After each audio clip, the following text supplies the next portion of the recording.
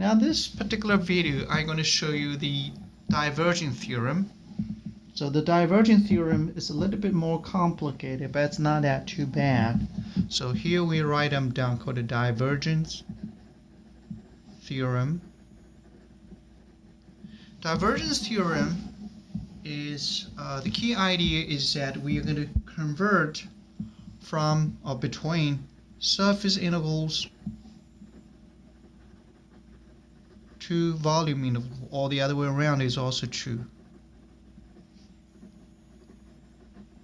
So this is just mutually a transform either from a volume integral to surface integral, or from the other way around. So that's what you do. Now inside of surface integral, now you can see there's a surface involved. Suppose this is your surface.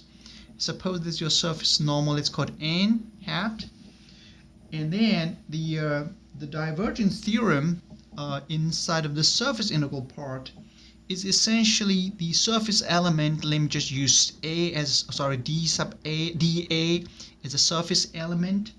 Now it has to have the vector, which is, suppose this small piece, that's a surface normal, and that's you always see like this.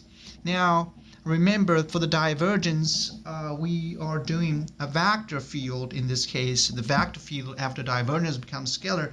So what you do, you're going to see the surface part, you're going to have like a vector, let's call it a v vector, and dotted product with the surface normal and then a dA.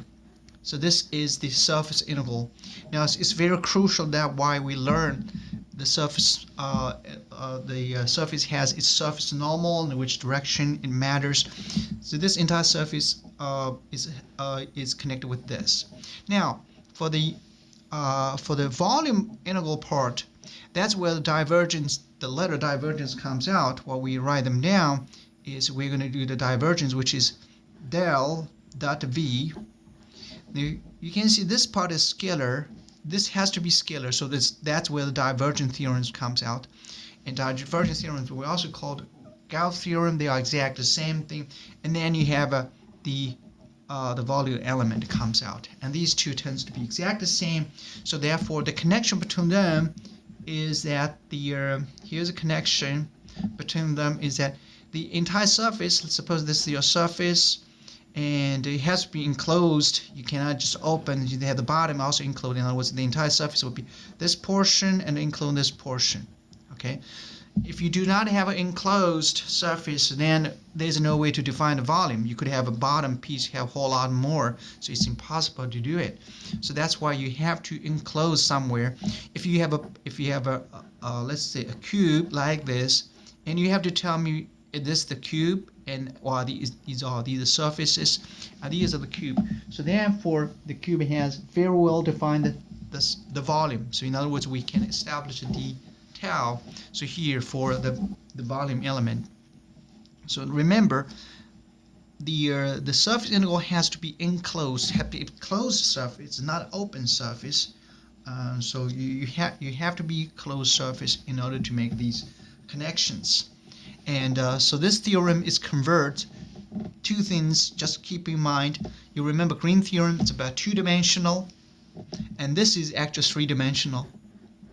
So what you do, you convert the surface integral to volume integral, or the other way around is also true.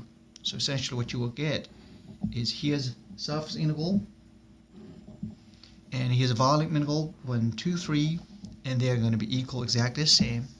And this is another way you can calculate that. And so this is so-called the divergence theorem.